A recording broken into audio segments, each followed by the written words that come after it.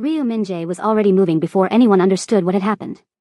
1 second, he was standing at the altar beneath a ceiling of glittering chandeliers, the son of the most feared syndicate family in Gyeongnam City, groomed to marry Park Hana, political jewel of the Park clan.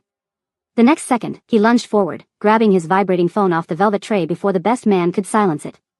"Sir, you can't," someone whispered harshly behind him. But Minjae didn't hear anything except his own blood roaring in his ears.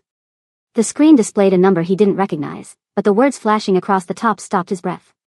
Gyeongnam General Hospital. He pressed answer. "Who is this?"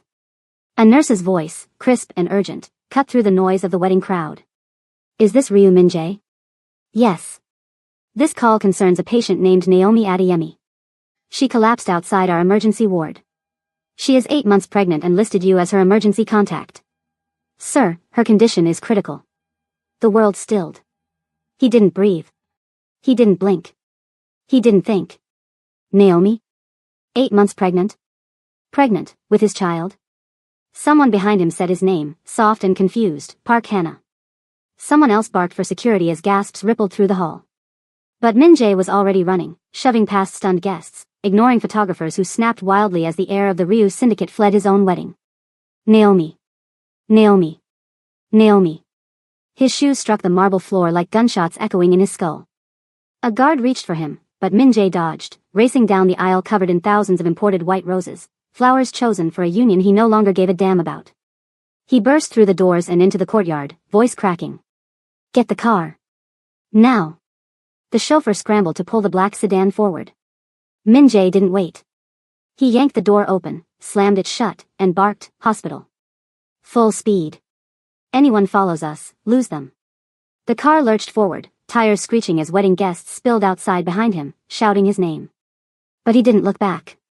Because all he could see was Naomi's face the last time he held her. The pain in her eyes as she walked away from him. The way he let her go because he was too cowardly to cut ties with his family. And now she was fighting for her life. And the life of the child he didn't even know existed. If you were in his place, torn between family power and the woman you loved, what would you choose? And what would you regret for the rest of your life? Before the story continues, don't forget to like this video, subscribe to the channel, and share your thoughts in the comments. What would you have done if your past came crashing into your future like this? Now, let's go back to the story. Inside the speeding car, Minjae pressed his shaking hand against his mouth, trying to steady his breathing. "Naomi, why didn't you tell me?" His voice cracked in the dim interior. "Why didn't you call me?" But a deeper, darker voice inside him whispered the truth. She tried. He was the one who made it impossible. The car wove through traffic, horns blaring as drivers swerved out of the way. The chauffeur's knuckles were white on the steering wheel. "Sir," he stammered, "your parents." "Keep driving," Minjae snapped. "Don't say their names." But the chauffeur didn't need to. The consequences of what Minjae had just done were already spiraling in his mind. Abandoning a wedding arranged to unite 2 mafia clans meant war. It meant disgrace. It meant punishment. But none of it mattered. Not compared to Naomi. He leaned back, closing his eyes, forcing himself to picture her the way she used to be, her warm smile, her bright eyes, her fierce intelligence that fascinated him from the moment they met. A memory struck him so vividly he could smell the coffee in the room. Naomi standing in front of him during their first negotiation class, fearless and unimpressed by his arrogance. "You assume power is enough," she'd said, her tone calm but cutting. "But language is power. Culture is power. And you don't understand either." No one talked to him like that. No one challenged him the way she did. That was the moment he fell, though he didn't realize it until much later. The car made a sharp turn. Tires screeched. "Almost there, sir," the chauffeur yelled. Minjae's heart hammered against his ribs so violently it hurt. He stared at his hands, hands that once held Naomi gently, hands that once promised things he never had the courage to deliver. The hospital came into view, its bright red emergency sign cutting through the early evening fog. The car hadn't even stopped when Minjae threw the door open and sprinted toward the entrance. People shouted behind him. Security tried to stop him. But nothing could slow him down. He burst into the emergency ward, chest heaving. "Naomi Adeyemi. Where is she?" A nurse looked up, startled. "Sir, you're her contact? Follow me." He followed her past curtained rooms, past the sounds of beeping machines and rushing footsteps. Every second felt like a knife carving into him. They stopped at a door. The nurse turned, face tight. She's unconscious. Blood pressure dangerously high. We're preparing for a possible emergency C-section, but the baby is premature, and she's refusing consent until... Until what? His voice trembled. Until she sees you. For a moment, the world blurred. He grabbed the doorframe, breath leaving him in a broken exhale. She asked, for me? Yes, the nurse said gently. She's been asking for you since she woke up the first time. His throat tightened. He pushed the door open. Inside, Naomi lay on the bed, pale, sweating, breathing shallowly. Machines beeped erratically around her. Her head turned slowly at the sound of the door. And when her eyes met his, filled with pain, fear, and something he didn't deserve. His heart shattered. Min-jae, she whispered, voice barely audible. He rushed to her side, taking her trembling hand. I'm here. I'm here, Naomi. I'm not going anywhere. Tears welled in her eyes. You left me. I'm sorry, he choked. I'm so sorry. I'll explain everything, but not now. Right now, I need you to stay with me. Please. Please don't leave me again. Her hand squeezed his weakly. I didn't want to do this alone. You're not alone anymore, he whispered. I promise. Her lips trembled as pain shot through her body. Alarms beeped faster. Doctors rushed in. Sir, we need her consent. Now. Naomi looked up at him, breath ragged. If I let them take the baby, will you stay? Will you protect her? Will you protect us? I swear it, he said, voice breaking. I choose you, Naomi. I choose our child. I won't run again. Her eyes closed as a single tear slid down her cheek. Okay, she whispered. Do it. The doctors moved instantly. And Min-jae held her hand until they wheeled her away. The operating room swallowed Naomi whole, bright, sterile, a hive of motion. Min-jae stood in the corridor like a statue, fingers pressed to his temples, watching through the small glass window as nurses and surgeons moved with machine precision. The world had narrowed to the sound of his heart and the distant whir of the ventilator. Time lost its edges. Doctors emerged to explain in clipped sentences, maternal hemorrhage risk, preeclampsia complications, likelihood of premature birth. Min-jae nodded at phrases he barely heard.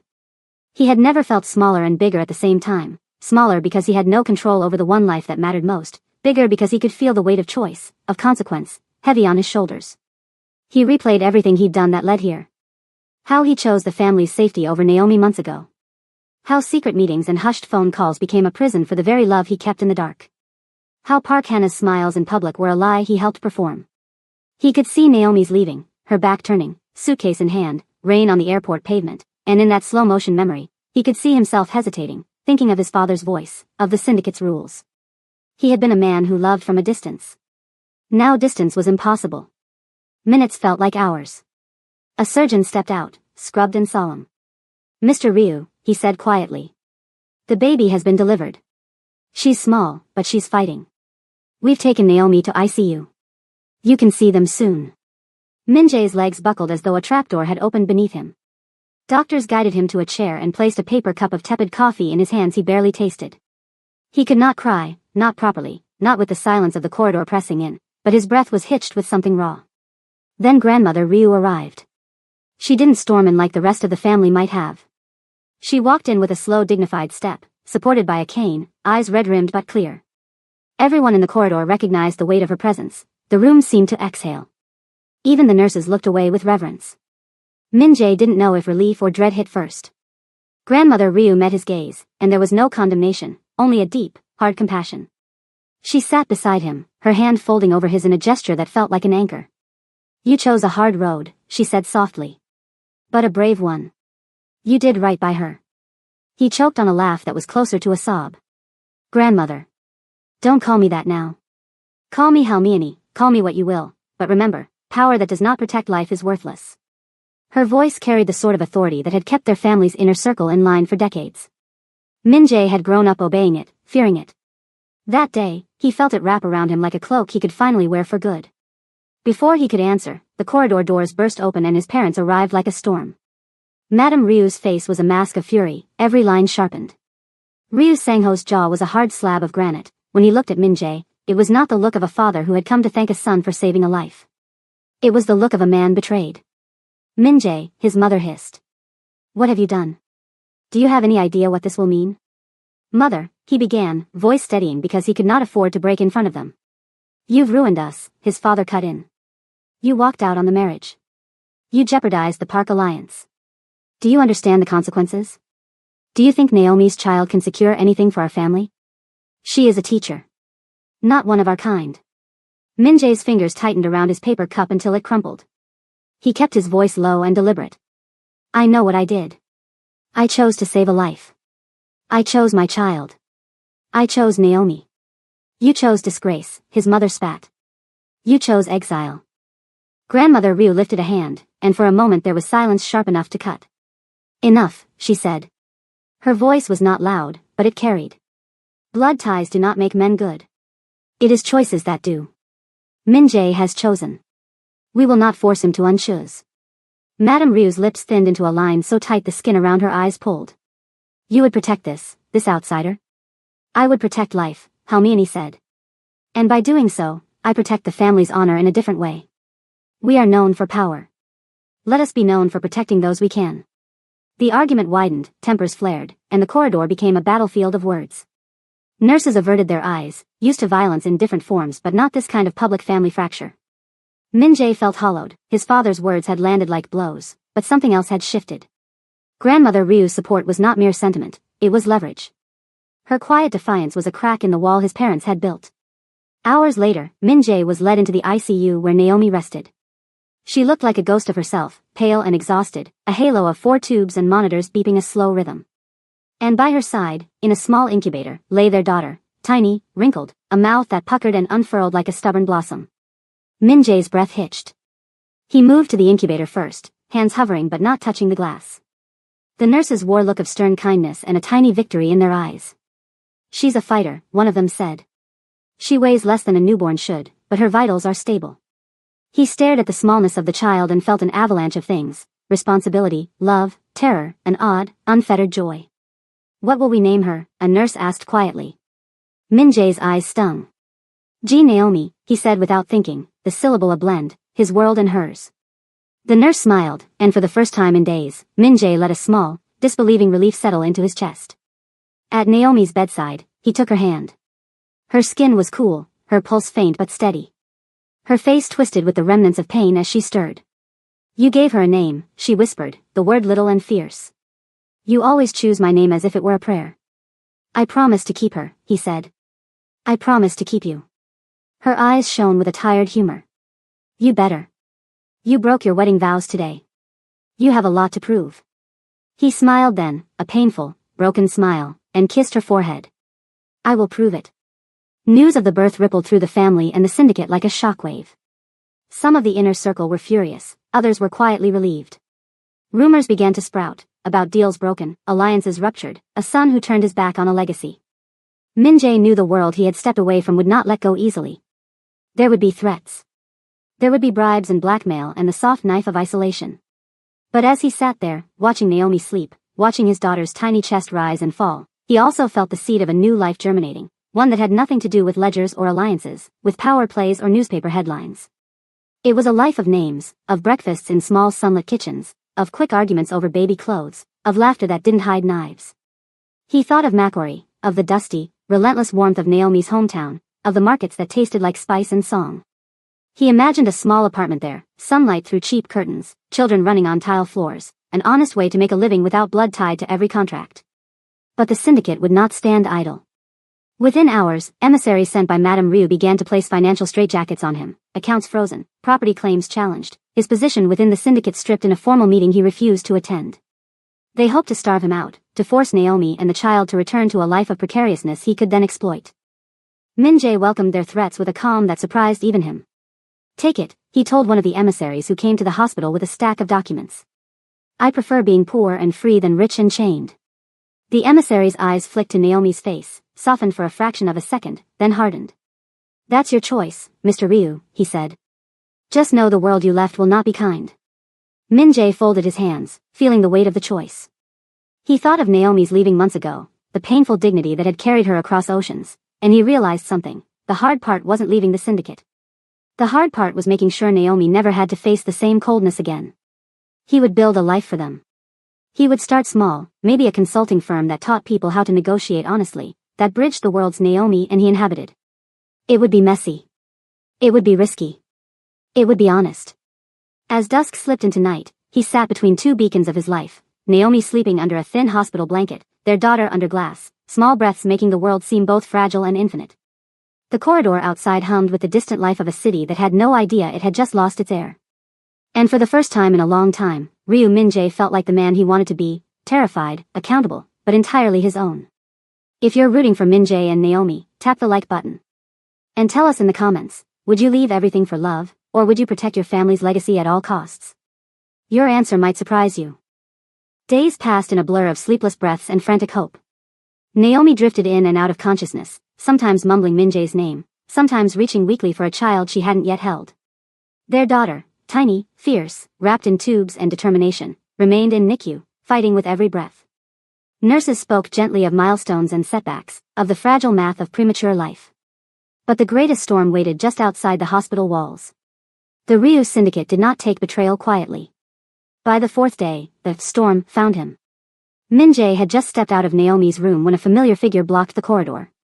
It was Ryu Sang-ho's right-hand man, Kang Dae-hyun, a man who had cleaned more syndicate messes than anyone dared count. He wasn't here for congratulations. He stood tall in a charcoal suit that seemed to swallow light. "Mr. Ryu," he said. "Or should I say, former Mr. Ryu." Min-jae straightened. "If you're here to threaten Naomi, don't bother. I won't let you near her." Dae-hyun's expression softened, surprisingly. "Not kind, just less sharp. I'm not here for her. Your father sent me to deliver terms. I'm not interested. You should be." "I'm not." Dae-hyun sighed, almost pitying. "Min-jae. You walked out of a political wedding. You abandoned an alliance that took two clans 12 years to negotiate. Your parents are calling emergency meetings with every partner the family has. Do you understand the magnitude of what you've done?" Min-jae's jaw clenched. "Yes. And I stand by it." Dae-hyun stepped closer, voice low. "Your accounts are frozen. Your apartment's swept. Your car's reassigned. Even the office you once used has a new occupant as of this morning. I don't need any of it." "What about her? And the child?" "They will. That's my concern, not yours." "Not theirs." Dae-hyun studied him for a long moment. "You know your father isn't the type to simply cut you off. He wants something from you." "I know. He wants you to sign a document acknowledging that the child is not yours." Min-jae inhaled sharply. "Absolutely not. And that Naomi acted alone, attempting to trap the family for money." His eyes burned with fury. "Get out. Min-jae. Get out." Dae-hyun didn't flinch. "I'll tell them you refused. Just know, they will escalate. I expect nothing less." Dae-hyun hesitated before turning. "For what it's worth. I hope your child survives. Someone like you might finally do something useful with fatherhood." He walked away. Min-jae exhaled shakily and sank onto a bench, running a hand through his hair. His family would stop at nothing: ruin, manipulation, lies. They had built an empire pulling strings, and he had been one of those strings. Now he was cutting himself free. Later that night, Naomi woke. Her eyes fluttered open slowly, confused at first, then sharpening when she saw him slumped in the chair beside her, chin on his chest, exhausted. She reached out with a trembling hand, brushing his sleeve. He jerked awake instantly. "Naomi. You're awake." Her voice was faint. "Where's our baby?" He stood and gently fixed her pillows. "In the NICU. She's small, but she's strong. She's really strong." Naomi swallowed hard. "I want to see her. They're preparing to move her later. As soon as they allow it, I'll wheel you there myself." She nodded, closing her eyes briefly. "But then, you shouldn't be here." His chest tightened. "Why would you say that?" "Your family," she whispered, "your world, they'll destroy you for this." He took her hand firmly. "Naomi, listen to me. I don't care about the Ryu Syndicate. I don't care about alliances. I don't care about Park Hannah. I care about you. And I care about our daughter. That's all." She looked away, tears sliding silently down her cheeks. "Naomi, what's wrong?" "You say that now," she murmured. "But I've seen what your world does to people. I've seen how it changes you. I don't want our daughter anywhere near it." I don't want her growing up with fear. Then she won't, he said immediately. I promise you that. Promises, she whispered brokenly, were what hurt me last time. He sat on the edge of her bed. His voice softened. I know. I failed you. I didn't protect you. I didn't choose you when I should have. I let my family dictate everything. And I will regret that for the rest of my life, but I'm here now. And I'm not leaving. Her lips trembled. I didn't leave you because I stopped loving you. I left because I couldn't bear being hidden like a shameful secret. I know, he said. And I hated myself for making you feel that way. And then I found out I was pregnant. Her voice cracked. I wanted to tell you. I wrote the message 100 times. But every time, I imagined your mother's face. Your father's voice. Your future being destroyed because of me. And I couldn't be the one to ruin your life. He blinked rapidly, fighting tears. You didn't ruin anything. You gave me a life I didn't think I deserved. Silence stretched between them, a soft, painful, hopeful silence.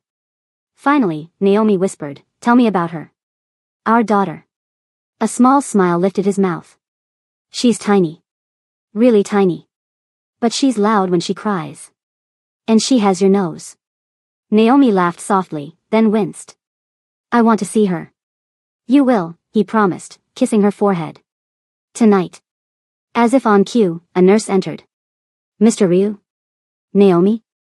The baby's stable enough for her mother to see her for a few minutes. Naomi's eyes filled anew. Minutes later, Min-jae pushed her wheelchair through the softly lit NICU. Machines hummed, nurses whispered, and the air felt reverent. When they reached the small incubator labeled Baby Adeyemi Ryu, Naomi's breath caught. She reached out to touch the plexiglass. She's beautiful. She is, Min-jae whispered. Just like you. Naomi cried openly now, tears of fear, love, relief, and all the unspoken regrets between them. Min-jae knelt beside her. Naomi. I don't know how we're going to do this. I don't know how to build a life from scratch. But I know I want to do it with you. I want us to be a family. She stared at him, her eyes deep pools of exhaustion and hope. Then stay, she whispered. Stay for real this time. He held her hand. I'm not going anywhere. If you were Naomi, would you trust him again after everything he put her through? Tell us in the comments, your perspective matters more than you think. And don't forget to like and subscribe if you're still here with them in this moment. He kept his promise in small, stubborn ways, staying through the nights, learning the rhythm of feeds and monitors, sitting through rounds when he would have once demanded to see businessmen. The corridor outside Naomi's room grew into an odd kind of camp, Min-jae, tired but resolute, nurses who'd grown fond of his clumsy kindnesses, and a scattering of quiet visitors, friends from Naomi's life who arrived cautiously, holding gifts from Makori and whispered prayers. Word of the baby's birth had traveled fast. Some in the Ryu inner circle sent curt messages, cold threats couched in business language. Others didn't dare show their faces. A handful of outsiders, traders and teachers from Naomi's past who had moved to Gyeongnam City, arrived with warmth and cautious relief, bringing fruits and well-worn blankets that smelled like home. Naomi seemed to brighten in their company. Each visitor was a reminder of a life beyond syndicate walls. But power does not relent easily. Within days, Min-jae felt the pressure of his family's displeasure in concrete ways.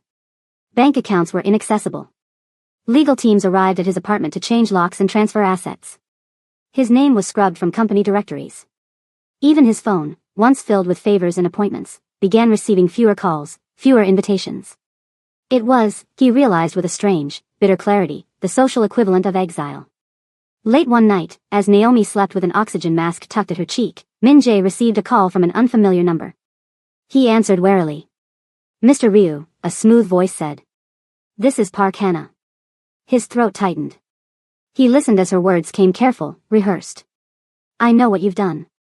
I know what you've chosen. This is not a conversation to enlist threats. I'm here to offer a choice, one last time. He pictured her in a silk dress, smiling for photos, representing an alliance that strategic marriages had sealed. Her image felt like a scar. What choice, he asked. To step away. To sign statements that distance yourself from the Ryu name. For the baby's safety. For Naomi's. The Park family has leverage, financial and otherwise. We can guarantee a life of comfort if you comply.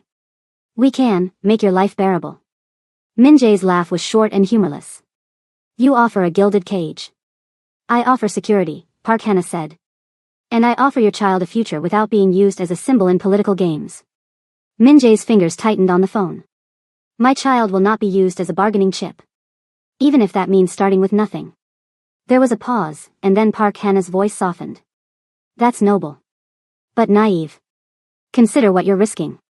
I only want what's best for everyone.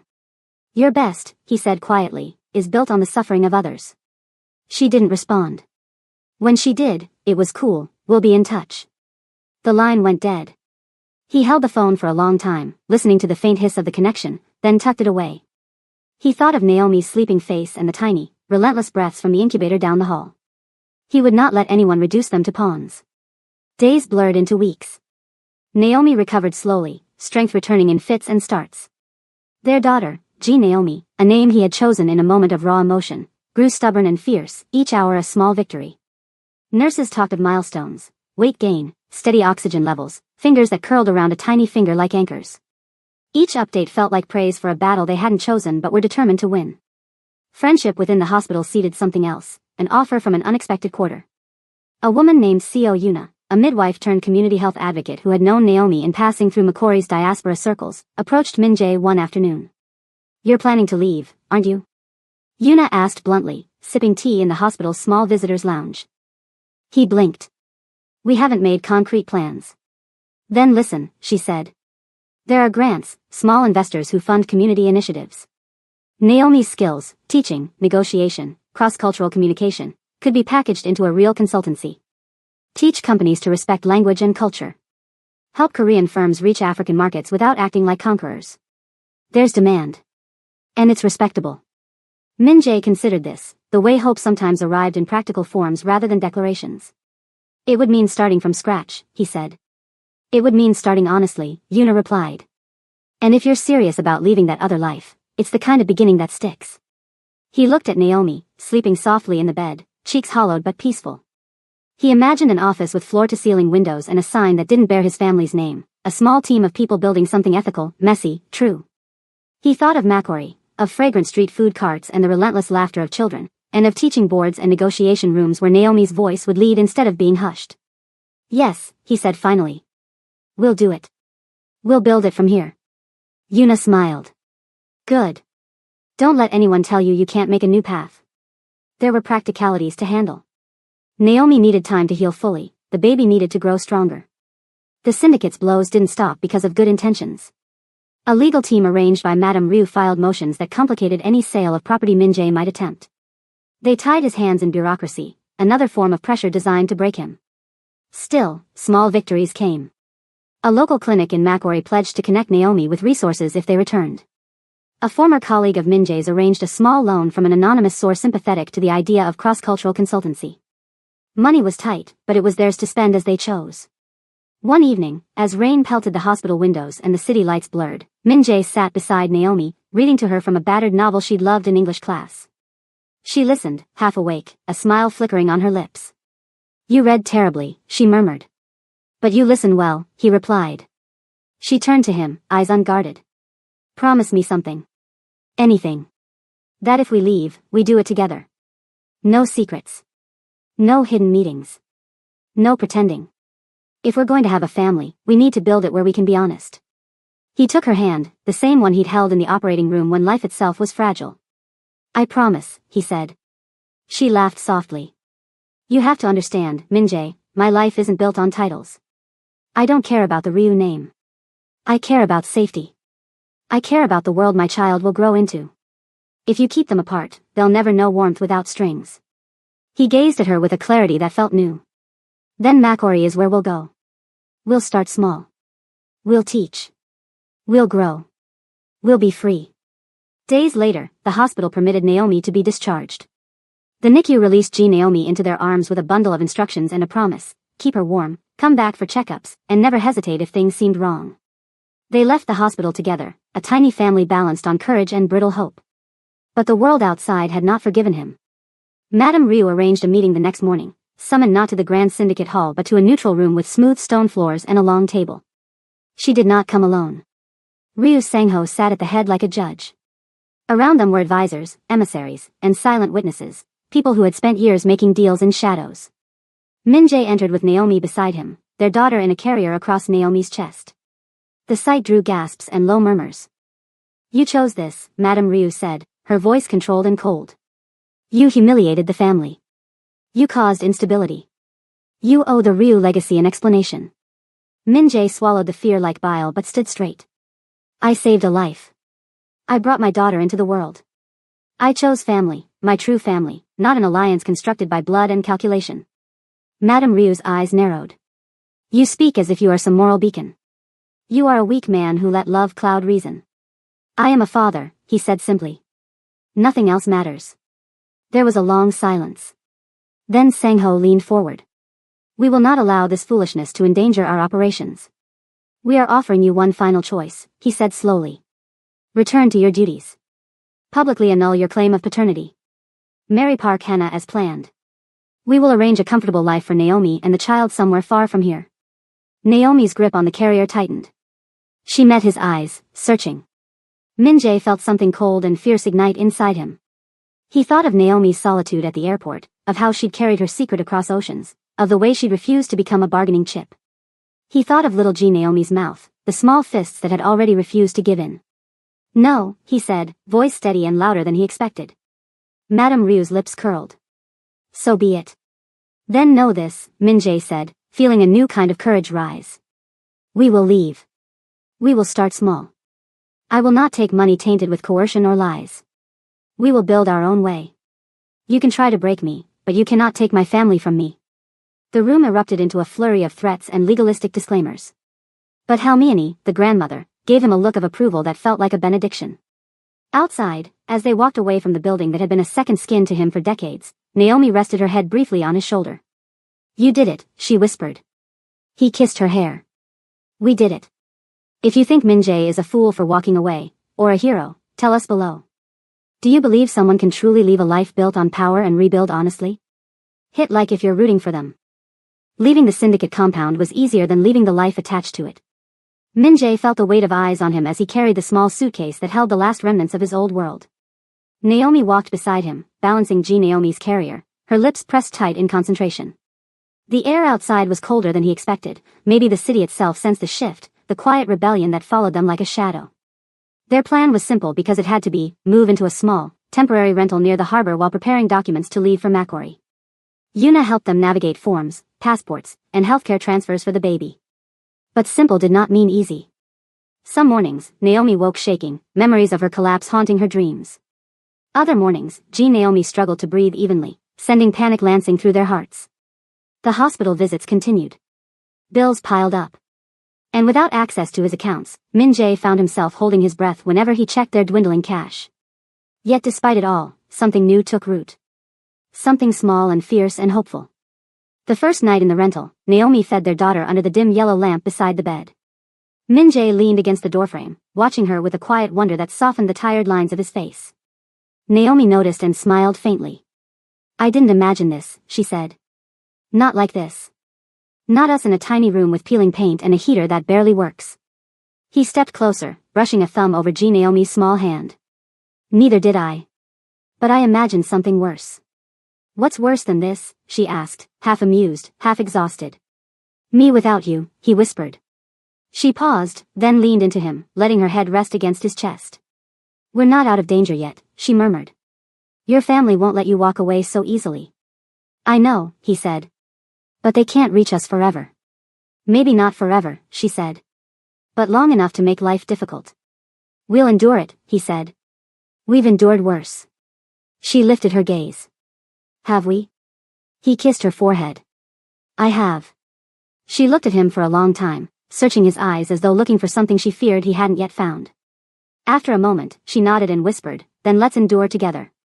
The next weeks became a rhythm, Naomi recovering, the baby growing stronger, and Min-jae meeting discreetly with people who could help them slip out of Gyeongnam City without interference.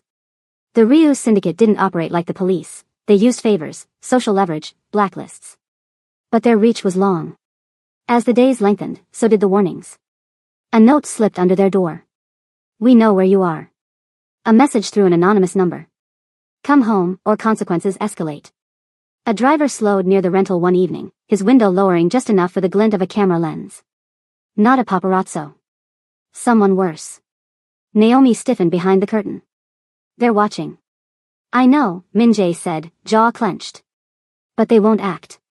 Not while Halmione is on our side. Are you sure? No, he admitted. But I believe she'll protect us in whatever ways she can. And if she can't? Then we'll protect ourselves. One night, Naomi sat rocking Naomi near the window, humming a low melody from her childhood, a song from Macquarie that wrapped the room in a warmth the heater never could. Min-jae listened from the tiny kitchenette, preparing formula with the seriousness of someone handling explosives. When Naomi finished the song, she looked at him over the baby's head. You're different, she said. How? Softer. More honest. He set the bottle down. Do you like it? She considered him. I think I'm learning to trust it.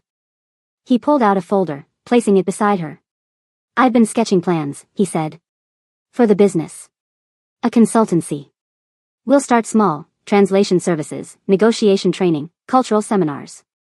Companies are hungry for access to African markets. And Macquarie businesses want access to Korea too.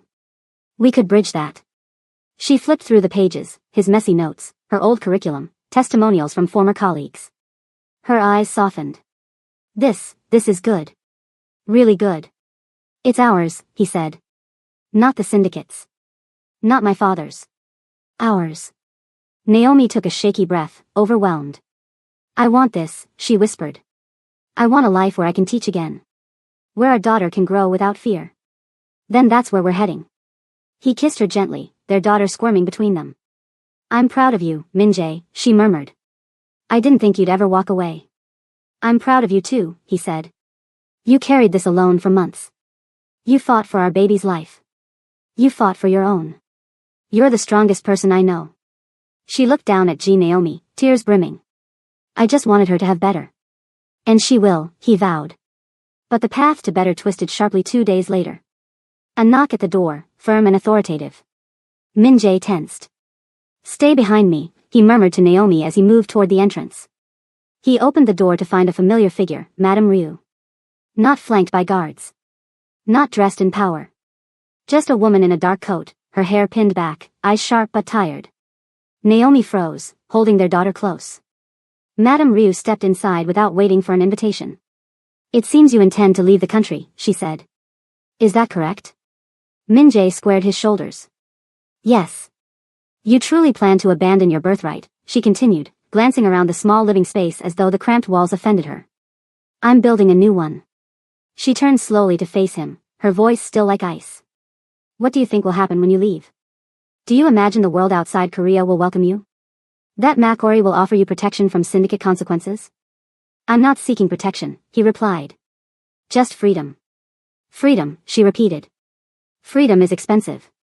And you cannot afford it. We'll find a way. Her gaze flicked briefly to Naomi, as if assessing her again. This woman has made you foolish. Naomi stiffened. I didn't make him anything. He chose truth. And truth is weakness, Madame Ryu snapped. No, Naomi said quietly. Truth is humanity. The older woman stared at her, truly stared, as if seeing her for the first time. Something unreadable passed through her expression before she looked away. Your father is preparing a final action, she said. You should prepare as well. A cold wave rolled down Min-jae's spine. What action? Whether you stay or leave, you will no longer be Ryu Min-jae in the eyes of the family. You will be erased. I don't need the name. Good, Madame Ryu said. Because it will no longer exist for you. She moved toward the door, pausing with her hand on the knob. Your grandmother is the only reason nothing worse has happened. When she dies, no one will restrain him. She opened the door, then added softly, almost too quietly to hear. Take the child far from here. Farther than your father can reach. And then she left. Naomi exhaled shakily. She warned us. Min-jae nodded. We need to leave sooner than planned. How soon? As soon as I can buy 2 new identities and a plane ticket. Naomi held their daughter tighter, whispering against her tiny forehead, We're getting out, my love. We're getting out. And in that moment, the decision sharpened. They would abandon everything, names, history, lineage, comfort, to build a life stitched together with nothing but truth and grit. If you were in Naomi's place, would you trust a warning from a woman who once despised you? Let us know in the comments. And if you're still invested in their escape, hit the like button. It helps this story reach more people. They moved faster than fear. Min Jae worked through the nights, exchanging whispered messages with a broker who specialized in disappearing men with dangerous last names. He traded whatever cash he had left for new passports, new identities, and a battered sedan that smelled like old leather and anonymity. Yuna connected them with a trusted pilot who would fly them out under a quiet manifest when the timing was right. Every transaction felt like cutting ties with his old life, painful, necessary, and irreversible. On the day they left, the sky over Gyeongnam City was low and gray, the kind of weather that makes every goodbye feel cinematic and final. Naomi carried Ji Naomi in a soft wrap, the baby's fingers clenched tight around her collarbone. Min Jae moved with an intensity that made his hands tremble. They had packed light, 2 suitcases, a handful of documents folded into a folder, and the weight of a decision that would shape everything to come. They reached the small airstrip before dawn. The pilot, a broad-shouldered man with quiet eyes, waited in the shadows of the plane, and for a sliver of a second Min Jae thought of all the people who would trade places with him for one more sunrise. Then he thought of Naomi's laugh, the way she argued in class, the stubborn fire in her that wouldn't let life be anything but honest. He stepped onto the plane, carrying her and the child like treasure. The flight was long and metallic, a suspended hush filled with the soft breaths of a sleeping baby and the tinny hum of the engine. Naomi slept against him, and when she stirred, he brushed a strand of hair from her forehead. "We'll be okay, Naomi," he whispered as if he could will safety into being. When McCory's air greeted them, it was warm and loud and alive, noisy, chaotic, and saturated with the smells of frying plantain and spices that tugged at memories Naomi had kept folded away for years. The city felt like a bomb. People pressed past each other in the terminal with a familiarity that made Min Jae dizzy with relief. Here, no one recognized him. Here, his name was just a man's, not a banner or a verdict. They found a small apartment above a grocer, a place with a narrow balcony where laundry dried in strips and neighbors called down to one another across courtyards. It smelled of cassava and stew and something like belonging. Naomi's mother, who had been there weeks before to organize care while Naomi recovered, greeted them with a cry and a hug that made Min Jae want to fold himself into someone smaller, less conspicuous. He liked that his new family didn't measure him by his birth. The first months in Macquarie were a blur of small, ordinary miracles. Ji Naomi learned to latch without oxygen tubes. Naomi walked without the constant fear that had shadowed her after the collapse. Min Jae learned to cook a simple stew Naomi adored and managed to burn it only once. They argued about tiny things, the arrangement of furniture, the price of diapers, whether to buy a second-hand car or use the money to advertise the consulting service. Those arguments were the kinds of quarrels that meant life had moved from crisis into the territory of living. Min Jae registered the business using his new identity. They called it Bridgepoint Consulting, a blunt, honest name that spoke to their purpose, connecting cultures, smoothing negotiations, teaching companies how to speak without trampling. Naomi designed a curriculum that blended language, cultural context, and the ethics of cross-border business. She wrote exercises that made executives uncomfortable, role plays where they learned how to apologize, how to listen, how to mean what they said. At first, clients came slowly. A small import-export firm needed help navigating payment terms with a Macquarie supplier. A boutique fashion house wanted advice on translating ad campaigns for a Nigerian audience. Each job felt like proof that they could do it, that their work mattered more than the ledger on a syndicate balance sheet. They celebrated the first contract with a cheap bottle of wine, opened at midnight after Ji Naomi had finally settled. Naomi cried quietly into her hands. "We did it," she whispered. "You did it." "No," Min Jae corrected, smiling through the fatigue. "We did it." Bridgepoint's name spread by word of mouth. Naomi's old students in Gyeongnam, expats, teachers, traders, shared testimonials. CO Yuna, who had been their quiet anchor in the city, helped set up a webinar that drew a modest, enthusiastic crowd. Min Jae taught negotiation with a blunt vulnerability that disarmed clients, part confession, part instruction. "When you negotiate," he would say, "don't forget that a human sits at the other end. Culture is not an obstacle. It is a partner." Success was a slow burn. It came with nights where Min Jae lay awake, listening to the distant legal rumblings he knew would never stop.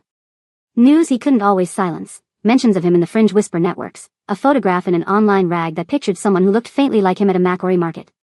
He'd glance toward the balcony and imagine a face peering up from the street below. One evening, as the business began to show a steady promise and their rent was paid for the month, Naomi received a message, a short note from a number she'd never seen. The words were deliberate, designed to unsettle. "We can find you anywhere." Naomi's hand tightened on her phone. She didn't show it immediately. Instead, she folded Ji Naomi's onesie and hummed as if calming herself. When Min Jae came in, clothes smelling of the street and the low laughter of neighbors carrying groceries, she held up the note. He read it, then set the paper down calmly. "They'll try to scare us," he said. "They'll try to make us small. They said they could find us anywhere, Naomi said. They could follow us. Hurt us. They wouldn't, he said. Halmini warned us, yes. But they won't spill blood here. It would be bad business for them. What if they don't care about business? Naomi asked, fear threading her voice. Min-jae sat beside her, pulling her close. Then we'll fight back in other ways. We'll document everything. We'll move when we must. We'll be smarter. Their life was an exercise in vigilance, cameras on the shop street, neighbors who offered tips, Yuna who checked up on them at odd hours. Yet the ordinary joys persisted. Naomi learned to crawl, then walk, speaking a blend of Korean syllables and Makori phrases that made the neighbors laugh with delight. At the market, an old woman offered her a colorful wrapper and called her Little Princess, in the local dialect, and Naomi felt, for the first time since her collapse, the ground under her feet steady. Bridgepoint received a larger client, a multinational looking to partner with a textile cooperative in Makori. The contract was meaningful not just financially but symbolically. It was the kind of work that could reshape small communities, giving local artisans a direct route to a world that had once exploited them. Naomi poured herself into the project, coordinating calls that stitched together time zones, languages, and customs. Min-jae handled logistics, schmoozed with wary CEOs, apologized on behalf of the syndicate's shadow by being upfront about their newfound ethics. The project was a success. Shipment after shipment sold out, and with each sale came paychecks that were honest and weightless in their hands. They hired a receptionist at a modest wage, then a junior consultant from Naomi's class in Makori. Naomi grew confident, a child who giggled when she mixed Korean words into Makori songs. But peace had a way of fragility, like a pane of glass in an open window. One afternoon, a man came to the Bridgepoint office with a business proposal. He wore a suit that didn't sit well with the warm colors of the office, a suit that suggested money, and possibly more. He introduced himself as a facilitator for investors interested in African markets. His manner was superficially charming, but as he spoke, Min-jae noticed a careful omission, no specifics, no references, no follow-through on paperwork. He asked pointed questions about clients and methods. Later that night, Naomi found Min-jae staring at the city lights from the balcony, jaw tight.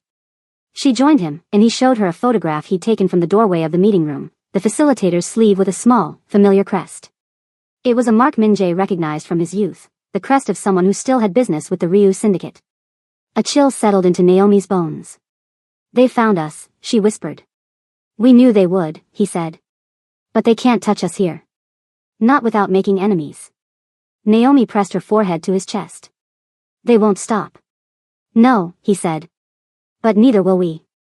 If you're holding your breath for them, smash that like button and tell us in the comments what you think they should do next. Fight, hide, or confront?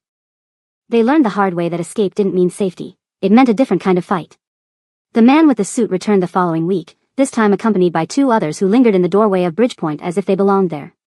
Their smiles were practiced like stage props. The receptionist, a young woman with quick hands and quicker instincts, watched them with a caution that made Naomi's chest tighten. We're interested in an investment, the man said, voice oily. We can scale your operations. We can make Bridgepoint a household name. Min-jae greeted them politely, letting Naomi take the lead on the pitch. She moved through her slides with quiet authority, articulating values and strategy with steady clarity. The man asked soft, probing questions that left no paper trail. He complimented her ethics and then, with a casualness meant to unsettle, asked where their clients were based. Mostly local and cross-border with small firms, Naomi said. We emphasize trust building and fair practices. The man's smile widened. Expanding into other markets requires capital and protection. We can introduce you to partners who ensure both. Min-jae felt the room ice over. He excused himself to the bathroom and dialed Yuna. A few whispered words later, Yuna called back, urgency threaded through her voice. If they're offering protection, they're connected to people who buy protection with fear, not goodwill. Keep them away. Min-jae returned and closed the meeting politely. The man left a business card that felt like a ledger of menace. No company name, only a phone number and a stylized crest that Min-jae recognized with a cold shake of the head. He hadn't expected to see the mark again so soon. That night, someone slashed the tires of Bridgepoint's delivery van. The receptionist found it early, pressing the tire with disbelief as if the rubber itself had been a test she'd failed. A threatening note taped to the windshield read, "Leave now." They reported it, of course. The local police took a report and shrugged. Small businesses face petty crime all the time. But Min-jae knew petty crime was not always petty. It often carried a hand with a longer reach. Naomi sank into a chair in their cramped living room, Naomi asleep in a sling against her chest. Why can't they let us live, she whispered. What do they want from us that we don't already have? What they want is control, Min-jae said. They want to remind me what I once promised. They want to show me what I threw away. You already threw away their respect, Naomi said. Why keep answering the phone? Because answers matter, he said. Because I promised to keep you safe, and sometimes keeping you safe means knowing who's at the door. She pressed her forehead to his shoulder. And if they stop at slashing tires? What happens if they go further? We'll adapt, he told her softly. We'll move offices. We'll change routes. We'll document everything. And if it ever comes to it, we'll go louder. We won't be intimidated into silence. She exhaled and let the tension pool in her body. I don't want our child to grow up under that shadow. Then we'll make sure she doesn't, he said. We'll show her a life built on things stronger than fear. They doubled down on community ties. Naomi organized free workshops at local community centers. Bridgepoint's recommendations for ethical sourcing became their signature. The textile cooperative that had been their first major win became a vocal supporter, sending letters praising Bridgepoint's integrity and the lives their contracts had improved. A group of market traders who sold their goods internationally posted a simple petition online in support of a small firm that helped local artisans grow. The story gained traction in unlikely corners, diaspora blogs, small business columns, a human interest segment on a regional morning show. Public support made direct violence costlier. But public sympathy could be a double-edged sword. Exposure made them visible in ways their enemies could exploit. A smear appeared in an online tabloid, a fabricated piece suggesting Bridgepoint laundered money for suspicious clients. It spread, people questioned their credibility, and one of their smaller clients backed out, citing reputational risk. The blows stung. Naomi cried alone in the bathroom that night, a quick, sharp surrender to exhaustion. Min-jae found her with a towel around her shoulders and held her close until her breaths matched his. We're doing important work, he said. This is a test. We rebuild trust by being honest louder than they are loud with lies. She nodded, fatigue in every blink. I know. Sometimes I wonder if I should have left it all behind before any of this began. Would you have? He asked. She thought of the first time she'd seen him argue with a client, the stubborn tenderness he showed the first night she'd been in the hospital. She thought of Jean Naomi's small fingers wrapped around her own. No, she said. I wouldn't trade this for anything. Min-jae arranged meetings with attorneys and local journalists willing to look deeper into the tabloid's claims. They pushed back with evidence, testimonials, bank statements that were messier than the syndicate's clean ledgers but unmistakably legal. Slowly, the smear lost momentum. The cooperative posted a video testimonial. The morning show did a follow-up piece, neutral and factual, but it tilted public perception back toward curiosity rather than suspicion. Even so, the invisible tension never fully eased. Late one evening, Min-jae received a call from an unknown number. A voice he'd heard once before, cool, practiced, said only, "We can make this stop." "What do you want?" he asked. Silence, then a single sentence, "You know what? Come back." "No," Min-jae said. "Not a chance." The line went dead. His heart thundered, but his resolve was steady. He had chosen. He began to teach more publicly, combining Naomi's curriculum with his own experiences. He spoke on panels about ethical engagement and the human cost of corporate greed. Naomi led community classes on cross-cultural communication, teaching small business owners how to negotiate without condescension. Bridgepoint's work started changing real behaviors. Suppliers paid fairer prices. Korean buyers learned to ask questions instead of issuing demands. And as they fought the slow war of legitimacy, something else happened that neither of them expected. Forgiveness arrived in small parcels. Grandmother Ryu, Halmiani, sent a letter. Not a formal business letter, a short, handwritten note folded until it was the size of a small prayer. Naive as it might be, the gesture landed like a warm stone in still water. Halmiani wrote of memory and mistake, of seeing strength in Min-jae's choice, and of a hope that blood might be thicker than pride. She didn't attempt to undo the rupture, she offered a bridge. Naomi carried the letter with her to the market, sliding it into a dairy stack to hide tears that surprised her with their intensity. Min-jae read it late at night and felt something heavy and old loosen just enough to breathe. Time, for once, was an ally. Jean Naomi grew, toddler feet padding across their small apartment, her laugh a ribbon that cut through anxiety. The regular hum of life, the cheap victories and quiet defeats, wore down the edges of fear. Bridgepoint stabilized. Clients returned. The world's focus flickered elsewhere. Then, after a season of small victories, the syndicate made one last move, an invitation, innocuous and formal, to a philanthropic summit in Gyeongnam City. It arrived on crisp paper, embossed with a crest Min-jae recognized like an ache. Madame Ryu's emissary wrote, "We realize mistakes were made on both sides. Perhaps there is room for dialogue. Come. Speak on community engagement. Naomi looked at the invitation and then at Min-jae. Do we go? His jaw clenched. He could smell compromise like rain before a storm. But there was also an opportunity to stand on a public stage and make the values they'd built impossible to ignore. We go, he said. But we go together. No apologies for truth. No deals for silence. Naomi nodded. We'll go and tell the truth. He kissed her, then lifted Naomi into his arms. We'll go as a family. If you think that stepping back into the lion's den is brave or reckless, drop a comment. Would you face your past to protect your future, or would you find a way to fight from the shadows? And if you haven't already, subscribe and hit the bell so you don't miss out on stories like this. The summit in Gyeongnam City was held at a gleaming cultural center overlooking the river, a place designed to impress foreign investors, decorated with polished stone floors, towering screens, and floral arrangements that looked more expensive than an apartment in Macquarie. It was the kind of venue where powerful men exchanged calculated smiles, where alliances were born over champagne and veiled threats. Naomi adjusted the wrap around Naomi as they stepped into the building. The baby, now toddling with sure, steady feet, clung to her mother's leg and stared at the bustling room with wide, curious eyes. Stay close, Min-jae murmured, touching Naomi's back lightly.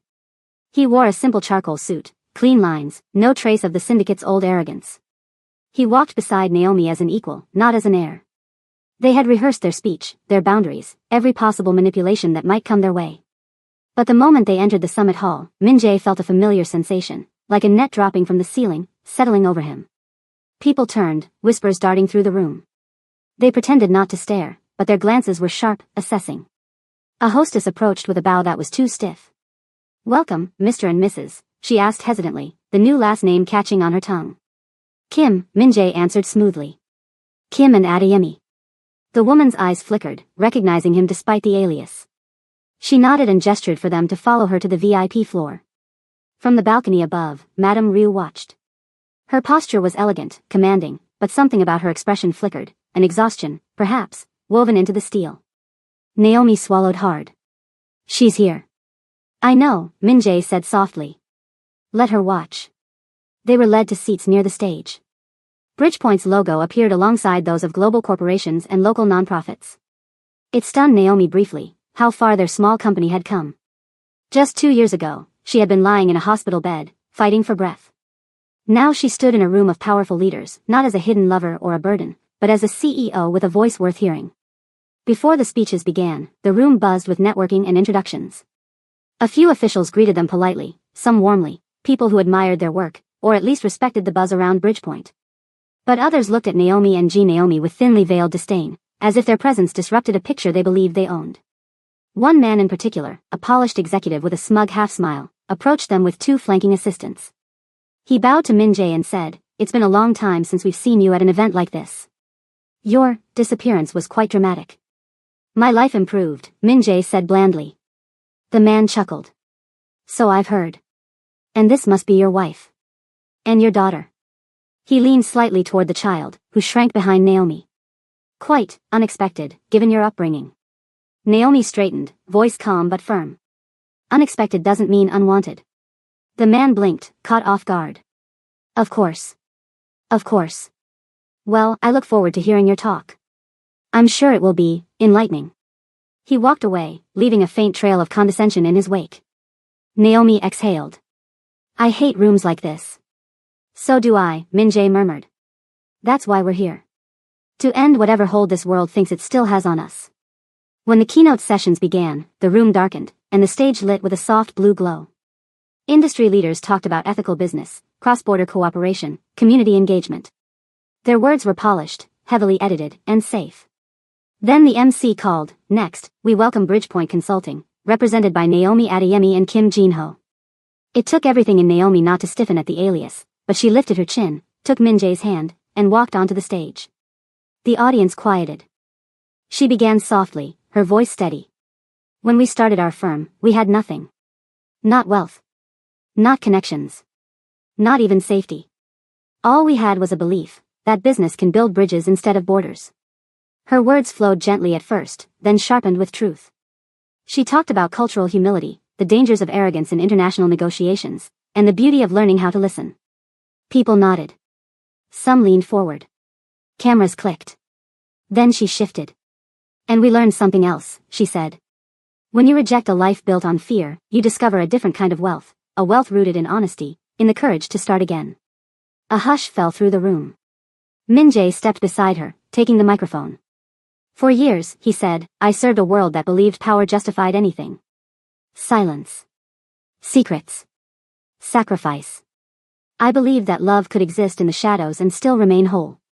He paused, scanning the room, catching the eyes of men he once bowed to. But love cannot survive in secrecy. It demands truth. And truth demands sacrifice. Someone in the audience murmured. Another shifted uncomfortably. My daughter, he continued, was born into a world where people wanted her silence before she ever took her first breath. My wife nearly died because I lacked the courage to choose her openly. I carry that shame. But I also carry this. He gestured toward Naomi and toward the small child seated now in a front row chair. The knowledge that when you finally choose the right thing, even late, courage becomes easier. A ripple of emotion moved through the hall. Cameras zoomed in. Some faces softened. Others hardened, especially among the syndicate allies. Min-jae looked directly at Madame Ryu. For the first time in his life, he didn't look away. Our company bridges cultures, he said. But today, we bridge something else, the divide between what we were and what we choose to be. Every day, we choose freedom. The applause began soft, scattered, unsure. Then it grew. Naomi squeezed his hand, tears brightening her eyes. After the session ended, people approached them, some warmly, some hesitantly. But the real moment happened when Madame Ryu descended the balcony stairs and approached with halting steps. Her gaze was on Jean Naomi. She stopped in front of the child, who stared back with the guarded curiosity children reserve for strangers. Madame Ryu spoke first. She resembles you, she murmured to Naomi. Naomi blinked, surprised. Thank you. The older woman's eyes moved to Min-jae. Your father is dying. Time froze. Min-jae inhaled slowly. When? Soon, she said. He has one request. Naomi placed a stabilizing hand on her husband's arm. What request? Min-jae asked. He wants to meet your daughter, Madame Ryu said. And he wants to apologize. Silence pressed around them, thick as fog. Naomi met Min-jae's eyes, questioning, wary, compassionate. And for a moment, the weight of years bore down on him like a closing door. If you were in Min-jae's place, would you let your dying father back into your life after everything he did? Tell us in the comments. Your choices shape how you see this story. And if you're still here with them, hit like and subscribe. Madame Ryu's words hung in the air like a challenge and a benediction at once. Min-jae felt the floor tilt beneath him, his father's impending death, the possibility of an apology. A part of him wanted to say no outright, to slam the door on a past that had tried to shape every breath he'd taken. Another part, quieter, stubborn, wanted to know if there could be a genuine end to that chapter, if forgiveness might soften more than hatred ever could. Naomi watched him, eyes searching his face. What do you want to do? She asked, voice small but steady. He thought of the boy he'd been, eager for his family's approval, hungry for a place that mattered. He thought of the man he'd become, worn, chosen, committed to a tiny daughter who mixed 2 languages before she even knew what family names meant. I'll meet him, he said finally. Not to fix what can't be fixed. But to close a circle. To know. Madame Ryu nodded, expression unreadable. He will be in a private room at a local clinic. He asked for no fanfare. He asked for you. They arranged it for the next morning. Min-jae didn't sleep much that night. Memories like small knives kept waking him. Naomi sat up beside him in their small hotel room, Jean Naomi curled between them, breathing softly. If you go, she said, go with your eyes open. I will, he promised. The clinic smelled faintly of antiseptic and lilies. Machines ticked in patient rooms like timekeepers. Min-jae entered with Naomi by his side, the corridor strangely quiet. He found the room easily, the door was half open. Inside, Ryu's Sang-ho lay propped on pillows, the lines of his face softer, the hardness mostly gone. He looked small in a way Min-jae had never before seen, less an emperor than a man bewildered by his own mortality. The father's eyes fixed on Min-jae with an intensity that was almost childlike. The old arrogance softened into something fragile. My son, he whispered, voice coarse. Min-jae moved toward him, every instinct clashing. He had rehearsed questions and accusations and a cold, unbending refusal. Instead, he felt words like pebbles in his mouth, heavy and unnecessary. Father, he said simply. Sang-ho coughed, pain folding his features. Naomi stood quietly at Min-jae's shoulder, Ji Naomi watching with innocent curiosity from her carrier. The father's gaze flicked to the child, then back, like a man seeing color for the first time. I heard, you have a daughter, Sang-ho said, voice thin. A granddaughter. His voice carried the surprise of someone noticing sunlight after a life of dark rooms. She's Ji Naomi, Min-jae said. She's small and stubborn. Sang-ho let out a dry laugh, then a pained sigh. Stubbornness is good.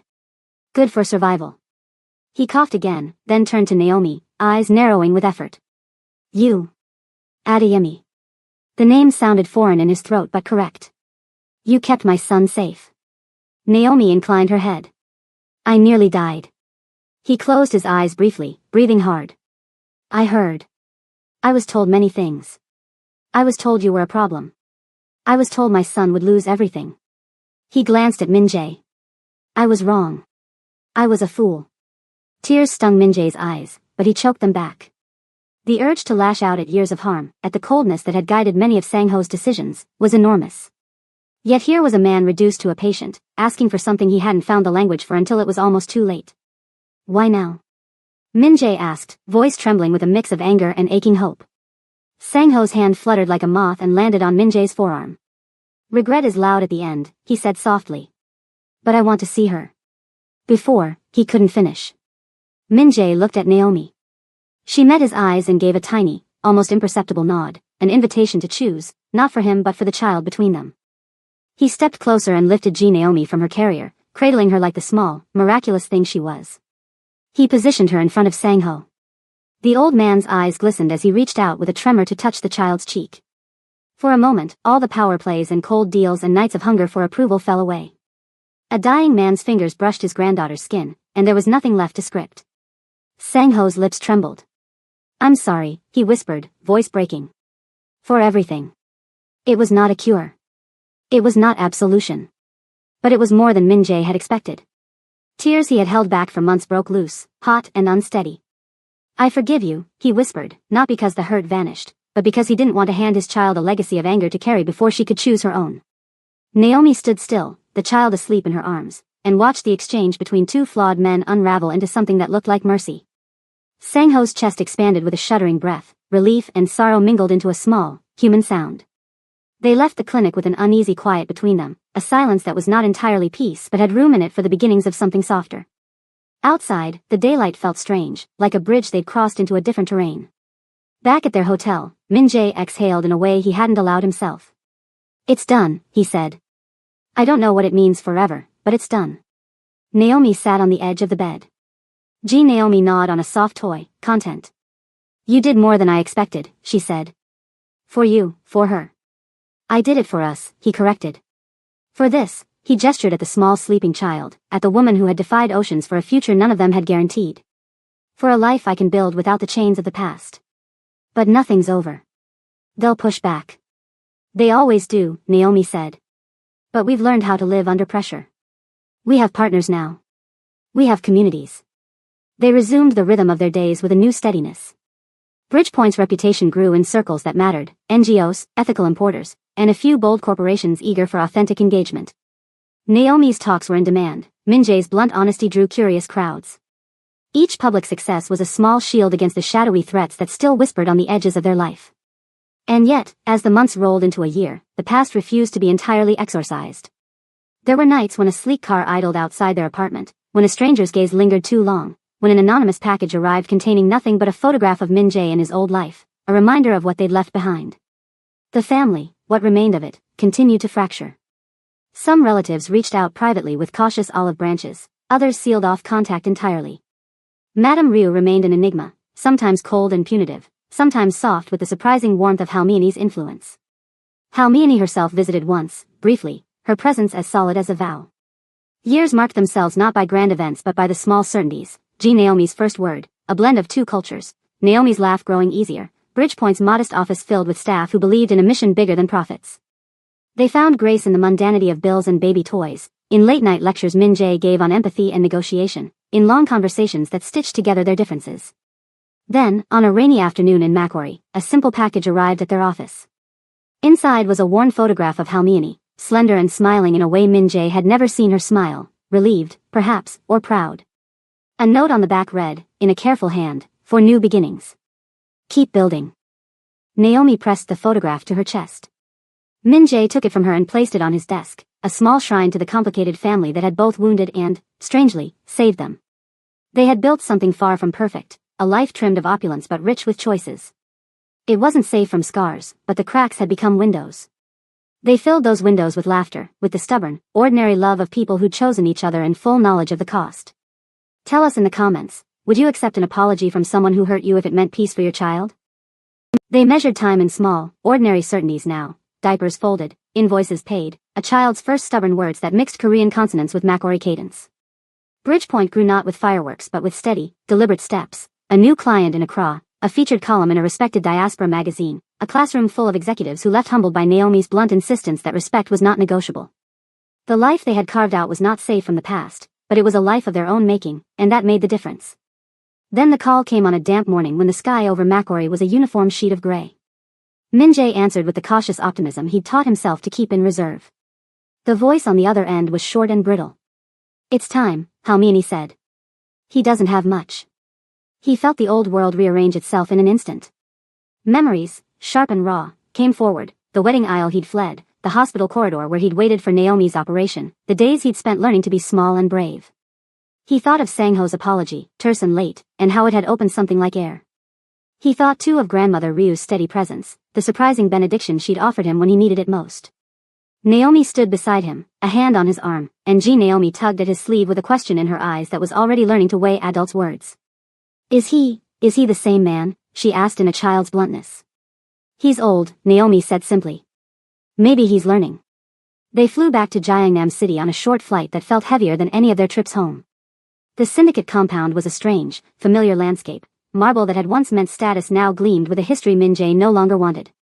They entered a private room where Sang-ho lay, smaller than Min-jae remembered, the power lines of his face softened by fever. He looked up when they came in, eyes registering surprise and then something that might have been shame. "You came," he rasped. Min-jae sat, the years of anger and distance folded into a simple, hard edge that was neither forgiveness nor vengeance. He held Naomi in his arms for Sang-ho to see. The old man's gaze lingered on the child, on the small, stubborn fists, and then turned to Naomi, recognition finally finding a way into his throat. Sang-ho tried to form words, and what came out was not a plea for power but a small, clumsy attempt at humanity. "I was wrong," he said. "I hurt you. I hurt him. His voice failed, but the meaning landed. It wasn't enough to erase the past, but it was enough to begin a different conversation. Min-jae thought of all the ways his father's world had tried to consume everything good around it, how it had taught him silence and compromise. He thought of the sharp, terrible cost of living without truth. He thought, too, of the promise he'd made in a hospital corridor, to protect the small life he'd helped create, to be present, to be honest. He leaned forward and placed Naomi's tiny hand in Sang-ho's trembling palm. "Thank you for saying it," he said. "We'll live with the rest." Sang-ho's eyes closed for a long time. When they opened again, there was something like relief in them, and then, quietly, he was gone. The funeral was small, lacking the pomp of leadership ceremonies, pared down by Halmiani's wishes.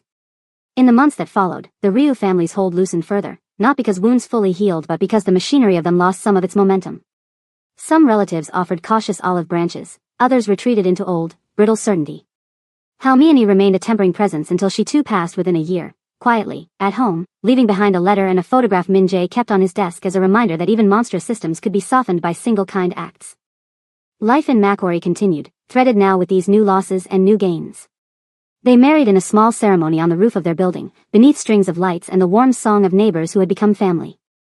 No syndicate parades, no sponsored banquets, just old women from the market who danced with Naomi, neighbors who brought stews, and Yuna who stood at their side like a sister. Min-jae wore a suit that fit without arrogance, Naomi wore a dress that folded around her like joy. Naomi, in a tiny wrapper, clapped and tried to blow out the single candle the neighbors fussed over. Bridgepoint expanded slowly, opening a second office in Accra and hiring local consultants who had once been clients. Naomi's training modules became part of university programs. Min-jae sat on panels and sometimes, when the room was right, he told the brutal truth about his past, how silence had cost him almost everything, how cowardice had threatened the woman he loved, how choosing truth had felt like jumping off a cliff and discovering a firm, if humble, ground. Naomi grew, an effortless bridge between two worlds. She sang Korai lullabies her mother taught her with a cadence that echoed Makori drums.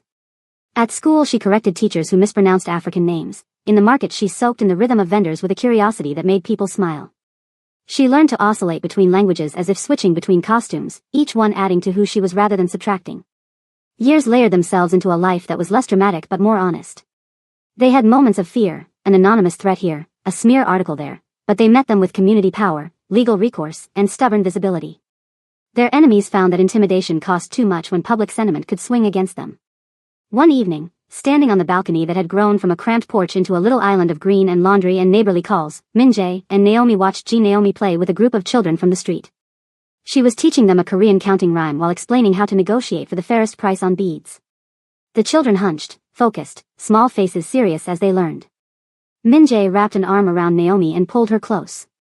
"We made it," he said, though the words felt fragile.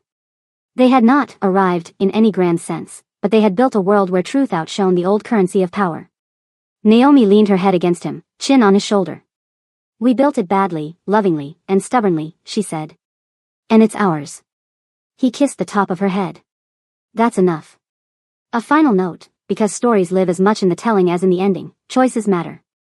Ryu Min-jae's pain came from choosing safety over love, silence over truth.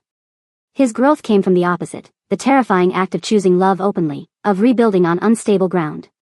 The cost was high, disinheritance, exile, threats, but the return was irreplaceable, a life he could claim, a daughter who would not carry his silence as a burden, a love that learned to breathe. If this story moved you, if you believe in choosing love over legacy, or if you think the world is better with the tough choices made visible, drop a comment below.